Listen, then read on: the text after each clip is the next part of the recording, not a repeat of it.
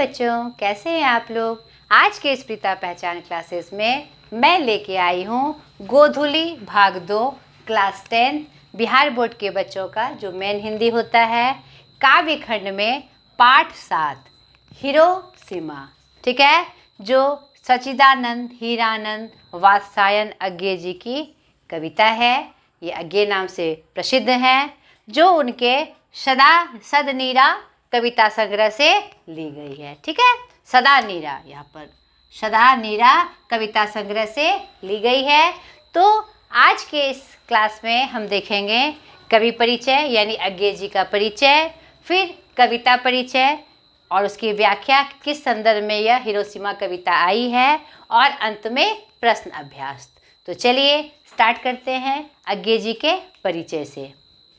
सच्चिदानंद हीरानंद वात्स्यायन अज्ञे, ठीक है, जो अज्ञे नाम से प्रसिद्ध हैं।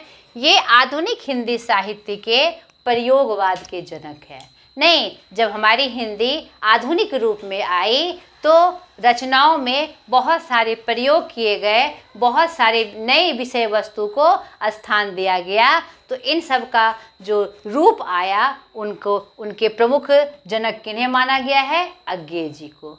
ठीक है, इन साथ ही ये कवि, कथाकार, विचारक एवं पत्रकार भी थे। इन्होंने तार सप्तक के माध्यम से, तार सप्तक क्या होता है? 7 कवियों का समूह। ठीक है, तो 7 कवियों के समूह को बनाकर पहले उन्होंने तार सप्तक बनाया, फिर पहला सप्तक, दूसरा सप्तक, तीसरा सप्तक, चौथा सप्तक। इसके माध्यम से उन्होंने एक ग्रुप तैयार किया जो प्रयोगवाद धारा को एक प्रमुख स्तर पर ले जा सके, एक उच्च स्तर पर ले जा सके। तो अज्ञे जी का नाम हिंदी साहित्य में बहुत ही श्रद्धा के साथ लिया जाता है, क्योंकि इनकी जो भूमिका थी बहुत ही महत्वपूर्ण थी। ठीक है, इनका जन्म 7 मार्च 1911 कशेया, कुशीनगर, उत्तर प्रदेश में हुआ, लेकिन इनका जो मूल निवास था वह करतारपुर, पंजाब था। इनके पिता हीरानंद शास्त्री, इनके नाम के साथ जो हीरानंद लगा है उनके पिता का नाम ही है। तो ये जिस कुल के थे, जिस जाति के थे, उनमें पिता का नाम भी शामिल होता था। ये जो थे प्रख्यात पुरातत्ववेत्ता थे, तो अपने पिता के संपर्क में उन्होंने क्या कहते हैं, भारत का इतिहास भी देखा। नहीं, जो हमारी संपत्ति थी, इतिहास के माध्यम से उन्होंने, पुरातत्व के माध्यम से उन्होंने उनकी भी जानकारी प्राप्त की। माता जयंती देवी, इनकी जो शिक्षा हुई, प्रारंभिक शिक्षा इनकी घर में हुई लखनऊ से, मैट्रिक 1925 पंजाब विश्वविद्यालय में, इंटर 1927 मद्रास क्रिश्चियन कॉलेज में, बीएससी 1929 एवं एमए अंग्रेजी से इन्होंने लाहौर में किया। तो आप देख सकते हैं कि पढ़ाई के क्रम में भी ये विभिन्न जगहों पे गए। तो विभिन्न जगहों का जो उन्होंने रूप देखा, जो तत्कालीन रूप देखा, और जो समय के साथ जो समकालीन संदर्भ थे उनको देखा और रचनाओं में उनको स्थान दिया। नहीं, तो एक बहुत उच्च कोटि के ये समालोचक थे और विद्वान थे। इनकी भाषा, ये अज्ञे बहुभाषाविद थे, यानी बहुत सारी भाषाओं को ये जानते थे, इनको जानकारी प्राप्त थी। उन्हें संस्कृत, अंग्रेजी, हिंदी, फारसी, तमिल आदि अनेक भाषाओं का ज्ञान था, और इन्होंने हर एक भाषाओं में रचनाएं की, और बहुत अन्य रचनाओं का इन्होंने हिंदी में अनुवाद भी किया।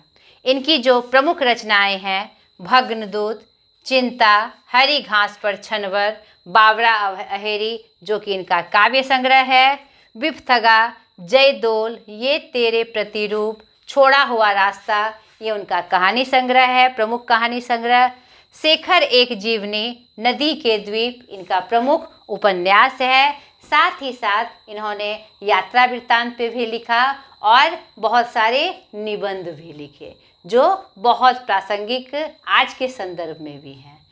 तो बहुत बड़ा एक भंडार, साहित्य का एक बहुत बड़ा भंडार इनकी रचनाओं में हमें प्राप्त होता है। इन्हें इनके कृति के लिए बहुत सारे पुरस्कार और सम्मान भी प्राप्त हुए, जिनमें साहित्य अकादमी पुरस्कार, साहित्य का सर्वोच्च ज्ञानपीठ पुरस्कार, शुग्रा जो युगोस्लाविया का अंतर्राष्ट्रीय स्वर्णमाल पुरस्कार होता है वह भी उन्हें प्राप्त हुआ, क्योंकि इन्होंने बहुत देशों का भ्रमण भी किया। उसी क्रम में उन्होंने यात्रा वृत्तांत लिखे हैं। तो युगोस्लाविया सरकार की तरफ से उन्हें अंतर्राष्ट्रीय स्वर्णमाल का पुरस्कार भी प्राप्त हुआ। इन्होंने बहुत सारे ग्रंथ का संपादन किया, नहीं यानी इनकी जो भूमिकाएं थी एक बहुत बड़े स्तर पे थे। तो जिनमें तार सप्तक, मैंने अभी तुरंत इसका जिक्र किया, दूसरा सप्तक, तीसरा सप्तक, चौथा सप्तक, पुष्करणी, रूपांबरा आदि ग्रंथ का उन्होंने संपादन किया। इनका निधन 4 अप्रैल 1987 ईस्वी को हुआ। तो ये इनका प्रमुख परिचय था।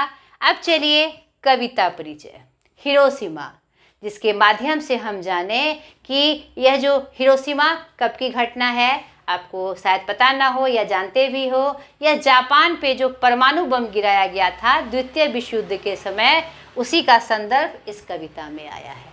तो एक नई विषय वस्तु, नहीं यानी मानव कैसे मानव का दुश्मन बन गया और जो उसने जो आविष्कार किए, जो अनुसंधान किए अपने विकास को बढ़ाने के लिए, ऐसा ना करके उसने उसका उपयोग किसके लिए किया, मानव के विध्वंस के लिए किया।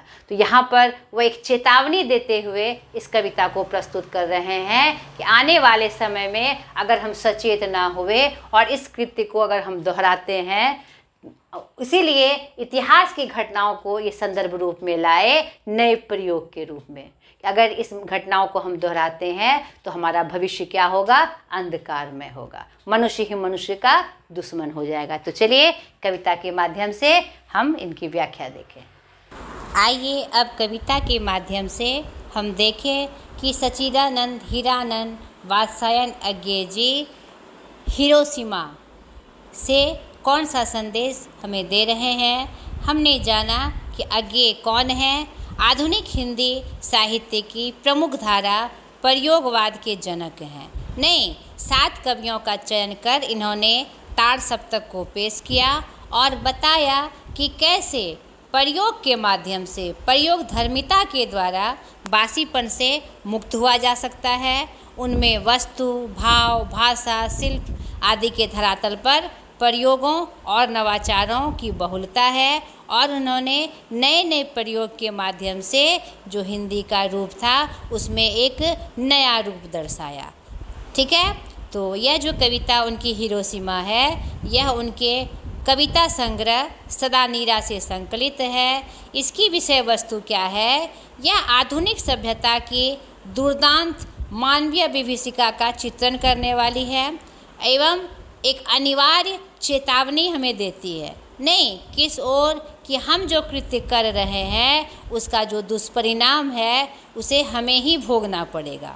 कविता अतीत की भीषणतम मानवीय दुर्घटना का साक्ष्य नहीं है, बल्कि आणविक आयुधों की होड़ में फंसी आज की जो विश्व की राजनीति है उससे जो संकट उपज रहे हैं, उन आशंकाओं से भी यह कविता जुड़ी हुई है। ठीक है, यानी यह जो हिरोशिमा है, हिरोशिमा जापान का एक शहर है जिसे द्वितीय विश्व युद्ध में पूरी तरह से ध्वस्त कर दिया गया। नहीं, तो यह उसी संदर्भ में यह कविता आई हुई है। तो चलिए अब जो कविता के माध्यम से वह जो संकेत दे रहे हैं, वह जो चेतावनी हमें दे रहे हैं, उनको हम देखें और इस चेतावनी से अगर हम सचेत नहीं हुए तो आने वाला समय फिर क्या होगा, ये जो दुर्घटना हमारे जीवन में बढ़ती चली जाएगी और पूरा विश्व इससे कभी नहीं उबर पाएगा। तो ये जो क्या कहते हैं परमाणु बम हमने बनाए हैं, अणु बम हमने बनाए हैं, या जो भी वैज्ञानिक अनुसंधान हमने किए हैं नए नए आविष्कार के लिए या फिर किसी नए प्रयोग के लिए, उसका अगर दुरुपयोग हो रहा है तो फिर वह मानव के हित के लिए नहीं है। नहीं, हम मानव ही मानव के दुश्मन बने जा रहे हैं। हमने जो विकास किया, हमारा सभ्यता का जो विकास हुआ, उससे हमने क्या जाना, वह क्या है कि हम हर तरह से जो क्या कहते हैं हम दुनिया में जो आए हैं हर तरह से विकास कर सके, मानव स्तर एक ऊंचे शिखर पर पहुंच सके। लेकिन होता क्या है कि उन अनुसंधान के माध्यम से हम मानवों का अस्तित्व ही खत्म कर रहे हैं। जो हमने बहुत कठिन परिश्रम से जो हमने शहर बसाया, मानवता को जगह दी, मानव को जगह दी, उसे ही हमने अपने मतलब रोष के कारण, अपने क्रोध के कारण उसे ख़त्म कर दिया। तो यह हिरोशिमा कविता उसी की तरफ इशारा कर रही है। तो ये जो हिरोशिमा शहर पे जो बम गिराया गया था, परमाणु बम, उसी संदर्भ में यह कविता आई है। देखिए कविता की पंक्ति के माध्यम से कितना मार्मिक यह रूप है, कितना मार्मिक यह वर्णन है। एक दिन सहसा सूरज निकला, अरे क्षितिज पर नहीं नगर के चौक, धूप बरसी पर अंतरिक्ष से नहीं फटी मिट्टी से। यहाँ पर सूरज किसका प्रतीक है? परमाणु बम का, जो हिरोशिमा शहर पर गिराया गया था। वही कह रहे हैं कवि कि एक दिन अचानक सूरज का निकलने और डूबने का समय निश्चित होता है नहीं, लेकिन यह जो सूरज निकला आग के गोले के रूप में, यहाँ सूरज परमाणु बम के प्रतीक के रूप में है और सूरज आग का गोला है, इस रूप में प्रतीक है में वह किसी को भी जला सकता है। आकाश में नहीं निकला, कहाँ निकला? नगर के चौक पर। और धूप बरसी, मतलब गर्म वाली धूप बरसी, अंतरिक्ष पर नहीं फटी मिट्टी से। यानी जब वह सूरज नगर की चौक पर निकला और गिरा तो मिट्टी क्या हो गई? फट गई, और वहाँ से वह सूरज दिखाई पड़ा। अब उसने क्या किया? उसका क्या मतलब कि रूप परिवर्तन हुआ उसके, उस सूरज के निकलने से, उस परमाणु बम के फटने से। आगे की पंक्तियों में देखिए, छायाएं मानव जन की दिशाहीन सब ओर पड़ी, वह सूरज नहीं उगा था पूरब में, वह बरसा सहसा बीचों बीच नगर के, काल सूर्य के रथ के पहियों के ज्यों अरे टूट कर बिखर गए हों दशों दिशाओं में। उसने क्या किया? एक सूरज है जो पृथ्वी पे जीवन देता है नहीं, लेकिन यह कौन सा सूरज था, यह कौन सा रूप था सूरज का, जिसने पूरे मतलब मानव को ही समाप्त कर दिया, मानव के जीवन को नहीं बचाया, मानव के जीवन को तहस नहस कर दिया। उसी संदर्भ में यह पंक्ति आई है कि जो मानव जन की छायाएं थी नहीं, जो मानव जब वो गिरा, वह सूरज गिरा, यानी जब परमाणु बम फटा तो जो शहर में जो लोग इधर उधर थे वह क्या हुए? वह दिशाहीन हो गए। भागने के क्रम में क्या हो गए? दिशाहीन हो गए, यानी भगदड़ सी मच गई। कहाँ जाएं, कैसे बचे? सब ओर पड़ी वह सूरज चारों तरफ पड़ा, क्योंकि उसने पूरे शहर को ही ख़त्म कर दिया था। यानी किसी एक जगह उसने नुकसान नहीं किया, पूरे शहर को ही वह ले डूबा था। नहीं उगा था पूरब में, वह सूरज पूरब में नहीं उगा था, वह बरसा, अचानक से वह बरसा था कहाँ पर? नगर के बीचों बीच। और वह ऐसा बरसा जैसे कि काल सूर्य, यानी कि मौत का सूर्य बन के, और उसके जो रथ के पहिए थे ऐसे लिख रहे थे कि वह टूट कर बिखर गए हो चारों दिशाओं में। वह सूर्य जीवन दायनी के रूप में नहीं आया था, जीवन दान के रूप में नहीं आया था, वह काल मृत्यु के रूप में आया। और उसके जो रूप हैं चारों तरफ, जैसे रथ के पहिए टूटकर जो इधर उधर बिखर जाते हैं, वैसे ही वह दसों दिशाओं में बिखर गए। आगे की पंक्तियाँ, कुछ क्षण का वह उदय अस्त, केवल एक प्रज्वलित क्षण की दृश्य सोख लेने वाली दोपहरी फिर। यानी वह जो बम बरसाया गया था दोपहर का समय था, और वह कुछ क्षण का ही उदय और अस्त था। यानी वह सूरज उगा, यानी वह परमाणु बम फटा और सब कुछ क्या हो गया? अस्त हो गया, समाप्त हो गया, खत्म हो गया। केवल एक प्रज्वलित क्षण की दृश्य सोख लेने वाली वह दोपहरी थी नहीं, वह ऐसा क्षण था, ऐसा पल था जो जलते हुए के रूप में था, जलते हुए अग्नि के रूप में था, जिसने सब कुछ सोख लिया अपने अंदर, उसने सब कुछ सोख लिया। वह दोपहरी ऐसी थी।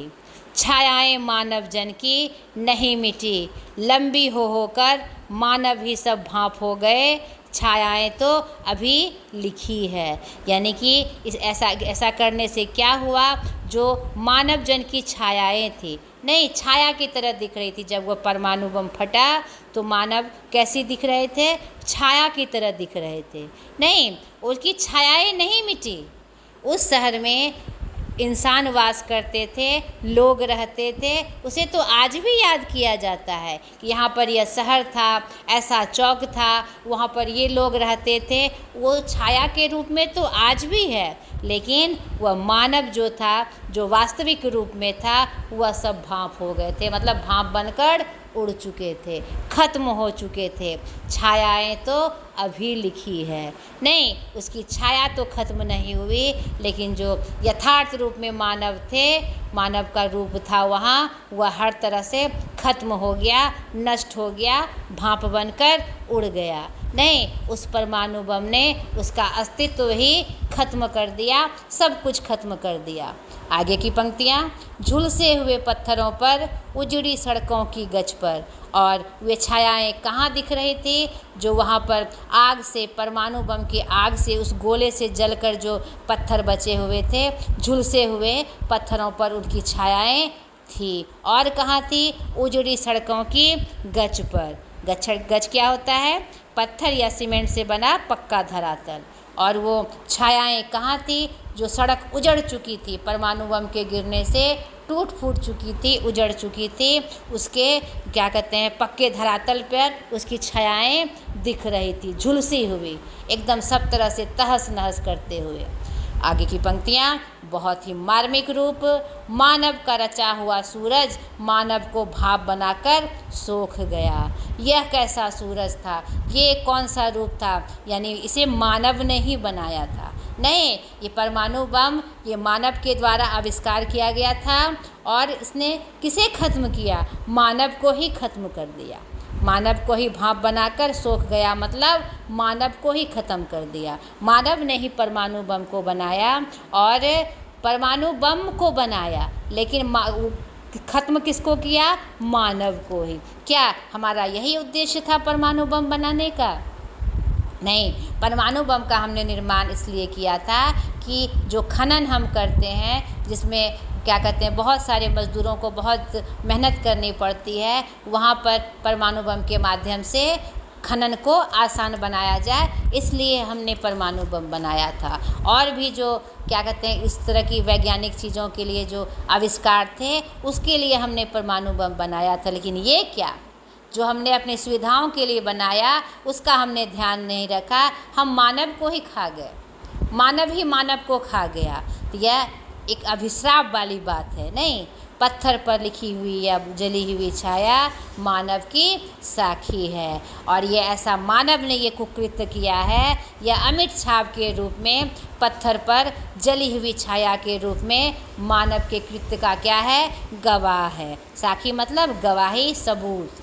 नहीं, यह सबूत है कि मानव ने ही मानव को खत्म कर दिया परमाणु बम गिरा के, जिसे मानव ने ही बनाया था, और उसने मानव को ही खत्म कर दिया। यह इस बात का गवाह है। नहीं, इसको हम कभी भी नहीं मिटा सकते। तो ये सब जो कृत्य हैं, जो हमारे इतिहास में लिखा जा चुका है, तो क्या यहाँ मानव जाति पे प्रश्न चिन्ह खड़ा नहीं होगा? जरूर होगा। यह मानव ही मानव का दुश्मन बना हुआ है। आज भी देखिए, यह कविता आज भी प्रासंगिक है। आज भी हम देख रहे हैं बहुत सारे युद्ध हो रहे हैं, और हमने जो लगातार मतलब कि आविष्कार जो किए हैं परमाणु बम, एकदम खुलेआम हम गिरा कर पूरे देश को ख़त्म कर रहे हैं। अमेरिका द्वारा अभी हाल ही में जो यूक्रेन पे जो युद्ध हुआ, उससे क्या हुआ, ऐसे बम गिराए गए, ऐसे वैसे आविष्कार किए हुए चीज़ गिराए गए, जिससे सब कुछ तहस नहस हो गया। तो क्या यह आविष्कार इसी के लिए था, ताकि हम मानव ही मानव का दुश्मन बन जाए? तो ये बहुत ही गंभीर संकेत और संदेश इस कविता के माध्यम से दिया जा रहा है। आज हम इन हरकतों को अगर नहीं छोड़ेंगे तो क्या होगा, पूरा विश्व रसातल में चला जाएगा, और मानव ही मानव का दुश्मन बन के जो हम विकास के पथ पर चाह रहे हैं, वैश्विक विकास, वह क्या होगा, थम जाएगा और सब कुछ खत्म हो जाएगा। तो ये बहुत ही गंभीर संकेत और संदेश इस कविता के माध्यम से हमें प्राप्त हुआ। आगे जी जो थे एक ऐसे रचनाकार थे जो यथार्थ से हमारा सामना करते थे और कविताओं में, रचनाओं में उन्होंने प्रयोग करके ऐसे ऐसे विषय वस्तु को लाया जो आने वाले भविष्य के लिए खतरा था। नहीं, ऐसे ऐसे संदेश दिए अपनी रचनाओं के माध्यम से ताकि हम सचेत हो सके, संभल सके, आने वाले भविष्य को सुरक्षित बना सके। ठीक है, तो ये कविता का पूरी व्याख्या मैंने आपसे की और इसका जो जिस संदर्भ में ये बात आई थी, कविता में जो विषय वस्तु थी उसका हमने आपसे वर्णन किया। अब चलिए अब हम अभ्यास की तरफ चले कि अभ्यास के माध्यम से और कौन सी बातें इसमें आई है। बोध और अभ्यास कविता के साथ। कविता के प्रथम अनुच्छेद में निकलने वाला सूरज क्या है, वह कैसे निकलता है। तो हमने कविता की पंक्तियों के माध्यम से देखा कि कविता के प्रथम अनुच्छेद में जो सूरज निकला है वह सूरज क्या था, परमाणु बम के रूप का सूरज था। वह परमाणु बम के रूप में, उसे संकेत के रूप में सूरज कहा गया था। और वह कैसे निकलता है, वह क्षितिज पर नहीं निकला। कहाँ निकला था, नगर के चौक पर। नहीं, वह अंतरिक्ष से नहीं निकलकर नगर के चौक पर फटी मिट्टी से निकला था। ठीक है। दूसरा, छायाएं दिशाहीन सब ओर क्यों पड़ती है, स्पष्ट करें। जब परमाणु बम गिरा तो जो मनुष्य थे वह क्या हो गए, भगदड़ सी मच गई और सब दिशाहीन हो गए, किधर जाएं उन्हें रास्ता नहीं सूझने लगा। लोग इधर उधर भागने लगे, भगदड़ सी मच गई और सब और क्यों पड़ती है, यानी कि एक पल में ही सब कुछ खत्म हो गया। और जो कभी शहर था, जहाँ लोगों की भीड़ से भरा हुआ शहर था, वह क्या बन के रह गया, छाया बन के रह गया। उसकी जो सिर्फ छाया थी, यादें थी, यानी कि सब कुछ खत्म होने के बाद सिर्फ हमारी छायाओं में याद रहा कि हाँ, यहाँ ये शहर था और यहाँ पर इतने लोग बसते थे। इसीलिए छायाएं दिशाहीन होकर सब ओर पड़ने लगी। इस संदर्भ में यह प्रश्न आया हुआ है। ठीक है। तीसरा, प्रज्वलित क्षण की दोपहरी से कवि का आशय क्या है। नहीं, तो हमने कविता की पंक्तियों में देखा प्रज्वलित क्षण, ये पंक्ति में हमारा आया था। आपका जो तीसरा स्टेंजा था, कुछ क्षण का वह उदय अस्त केवल एक प्रज्वलित क्षण की, यानी कि वह जो सूरज निकला, यानी वो जो परमाणु बम गिरा, वह क्या था, सिर्फ एक पल के लिए जलने वाला, वो प्रज्वलित होने वाली क्या था, क्षण था, जो अचानक से धमाके के साथ प्रज्वलित रोशनी करते हुए आया और दोपहरी में आया, यानी जो बम गिराया गया दोपहर का समय था। यही इस कवि का यही आशय है। चौथा, मनुष्य की छायाएं कहाँ और क्यों पड़ी हुई है। तो पंक्ति के माध्यम से हमने देखा कि मनुष्य की जो छायाएं हैं कहाँ पड़ी हुई है। नहीं, कहाँ पड़ी हुई है, झुलसे हुए पत्थरों पर और उजड़ी सड़कों की गज पर, यानी पत्थर या सीमेंट से बने धरातल पर। यहाँ पर मनुष्य की छायाएं पड़ी हुई है। क्यों पड़ी हुई है, क्योंकि परमाणु बम के गिरने से जो शहर था और मानवों से भरा हुआ, मनुष्य से भरा हुआ जो शहर था, वह सब कुछ उस परमाणु बम ने जलाकर ख़त्म कर दिया। अब सिर्फ छाया के रूप में वह जो पत्थरों पर उसके निशान हैं और वो जो पक्की सड़कों पर, उजड़ी सड़कों पर जो उसके निशान है पत्थरों से सीमेंट के बने धरातल पर, सिर्फ वहाँ पर छाया के रूप में, याद के रूप में वह स्थित है कि हाँ, कभी यहाँ मनुष्य हुआ करते थे। ठीक है। पांचवा, हिरोशिमा में मनुष्य की साखी के रूप में क्या है। हिरोशिमा में मनुष्य के साखी यानी गवाह के रूप में क्या है कि मानव ने ही मानव को ख़त्म कर दिया, मानव ही मानव का दुश्मन बन गया। यानी उस परमाणु बम का निर्माण किसने किया था, मानव ने किया था। तो क्या मानव ने जो इसका निर्माण किया, मानव को ख़त्म करने के लिए। लेकिन अगर ऐसा नहीं है तो यह इतिहास में गवाह के रूप में हिरोशिमा में यह वर्णित है। हम कितना भी झुठलाए इसको कि मानव मानव का दुश्मन नहीं है, वह इसका गवाह बना हुआ है कि मानव का रचा सूरज यानी मानव के द्वारा बनाया गया हुआ परमाणु बम मानव को ही भाप बनाकर सोख गया, यानी सब कुछ खत्म कर दिया, जला दिया। या साक्षी के रूप में, गवाह के रूप में हिरोशिमा शहर में जो वो दर्द है आज भी वह गवाह के रूप में स्थित है। ठीक है। छठा, व्याख्या करें। तो इस तरह का जब प्रश्न आता है तो हम पहले पाठ का परिचय देते हैं, फिर कवि का परिचय देते हैं, फिर कविता का मुख्य भाव बताते हुए पंक्ति का अर्थ बताते हैं। तो देखिए क नंबर, एक दिन सहसा सूरज निकला। प्रस्तुत पंक्ति हमारे पाठ्य पुस्तक हिरोशिमा कविता से ली गई है, जिसके कवि अज्ञे जी हैं। नहीं तो इस कविता में हिरोशिमा शहर पर जो परमाणु बम गिराया गया था और जिसने पूरे शहर को बर्बाद कर दिया, सब कुछ तहस नहस कर दिया, सब कुछ खत्म कर दिया, मानव ही मानव का दुश्मन बन गया, इस संदर्भ में यह कविता आई है। उसी संदर्भ में यह पंक्ति आई है कि एक दिन सहसा यानी एक दिन अचानक सूरज निकला। सूरज निकला अर्थात परमाणु बम गिरा।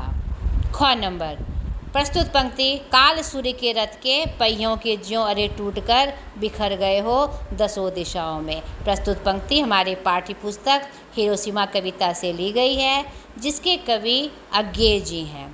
नहीं, इस कविता के माध्यम से हिरोशिमा शहर पर जो परमाणु बम गिराया गया था उसका मार्मिक वर्णन है, जिसमें यह दिखाया गया है कि सब कुछ एक क्षण में ही समाप्त हो गया, पूरा का शहर खत्म हो गया और उसमें बसने वाले लोग भी खत्म हो गए। और वह जो परमाणु बम गिरा सूर्य के रूप में, वह ऐसा प्रतीत हो रहा था कि वह काल सूर्य के रथ पे आया था, नहीं मौत के रूप में। और ऐसा प्रतीत हो रहा था कि उसके जो जो पहियों के जो अरे हैं, जो टुकड़े हैं, उसके जो पार्ट्स हैं, वह टूटकर बिखर गए हो दसों दिशाओं में। यानी उसका जो रूप है उस काल सूर्य का दसों दिशाओं में क्या दिख रहा है कि मृत्यु का ही तांडव दिख रहा है। चारों तरफ मृत्यु ही मृत्यु दसों दिशाओं में फैल गई है। काट कट मरकर मानव का जो मतलब कि काल के रूप में वह मरे पड़े हुए हैं। ठीक है। ग नंबर, मानव का रचा हुआ सूरज मानव को भाप बनाकर सोख गया। प्रस्तुत पंक्ति हमारे पाठ्य पुस्तक हिरोशिमा कविता से ली गई है, जिसके कवि अज्ञे जी हैं। और इस कविता के माध्यम से हिरोशिमा शहर पर, जापान का जो हिरोशिमा शहर है, उस पर जो परमाणु बम गिराया गया था और पूरे शहर को तहस नहस कर दिया गया था, पूरे जो उसमें रहने वाले सारे लोग जिंदा जला दिए गए थे, उसी का वर्णन इस कविता में है। उसी संदर्भ में यह बात आई है। ये कविता की अंतिम स्टेंजा है, अंतिम इसमें व्याख्या है कि जो मानव का रचा हुआ सूरज, यानी इस सूरज को, इस परमाणु बम को मानव ने ही बनाया था और इसने मानव को ही सब कुछ मार के ख़त्म कर दिया। यानी मानव ही मानव का दुश्मन बन गया। मानव का रचा हुआ सूरज मानव को ही भाप बनाकर सोख गया, सब कुछ खत्म कर दिया, मानव को ही मार दिया। ठीक है। 7वां, आज के युग में इस कविता की प्रासंगिकता स्पष्ट करिए। तो मैंने व्याख्या में ही ये बात स्पष्ट की कि आज के युग में भी यह कविता पूरी तरह से प्रासंगिक है। आज भी हम ये जो आणविक जो आयुधों की जो होड़ मची हुई है, एक दूसरे को एक देश दूसरे देश को साबित करता है। अगर किसी बात पे दोनों में झगड़ा हो जाता है तो हम एक दूसरे को शक्ति प्रदर्शन करते हैं कि मेरे पास ये बम है, ये परमाणु बम है, ये अणु बम है, ये सब हथियार हैं। नहीं, तो यह क्या है? ये आने वाले भविष्य के लिए चेतावनी है।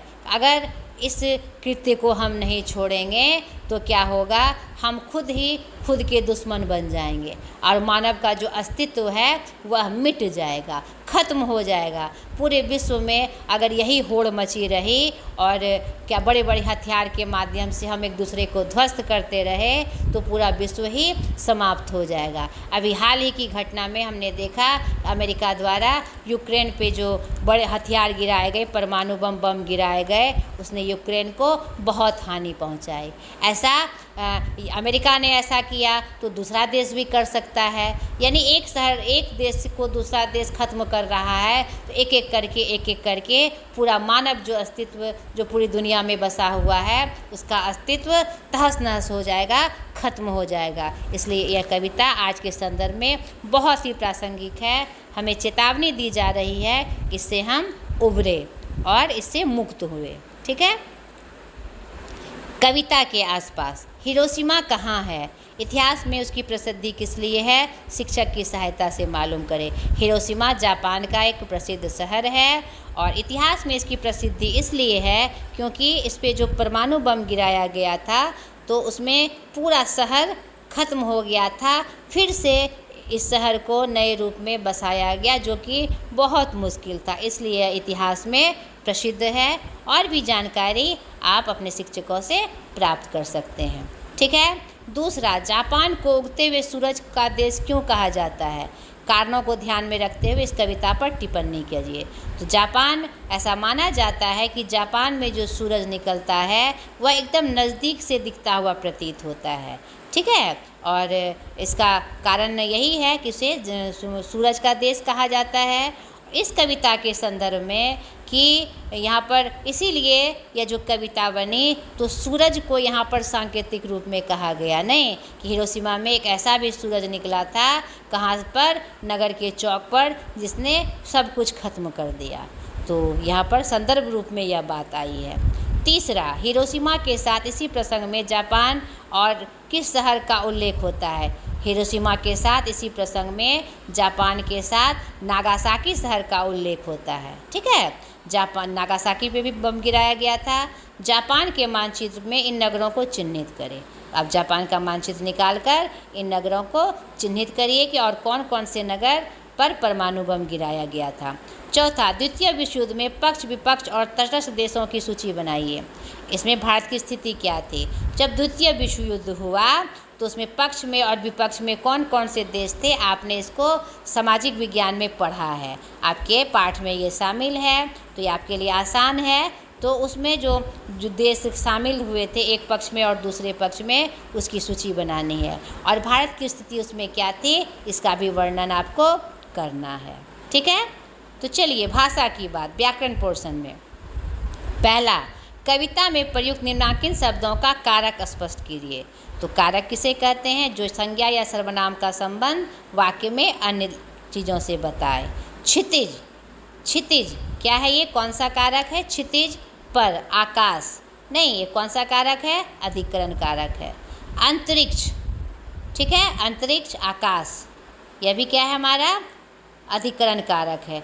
चौक, चौक भी आपका अधिकरण कारक है। मिट्टी, मिट्टी क्या है, मिट्टी में, यह भी आपका अधिकरण कारक है। बीचों बीच, नहीं, बीचों बीच, यह भी आपका अधिकरण कारक है। तो निम्नांकित शब्दों से हम देख रहे हैं कि सारे नगर, नगर में, यह भी क्या हुआ, में पर किसका कारक है, कारक है, यानी इस सारे कारक क्या हैं हमारे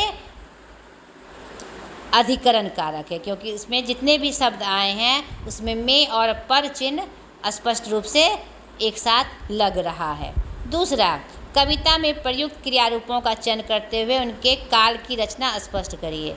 यानी इसमें जो कविता में जो क्रियारूप, क्रियारूप यानी चलना, खाना, जाना, जिससे किसी काम का होना जाना जाए, तो उन शब्दों को आपको चयन कर लेना है और वह कौन से काल का है।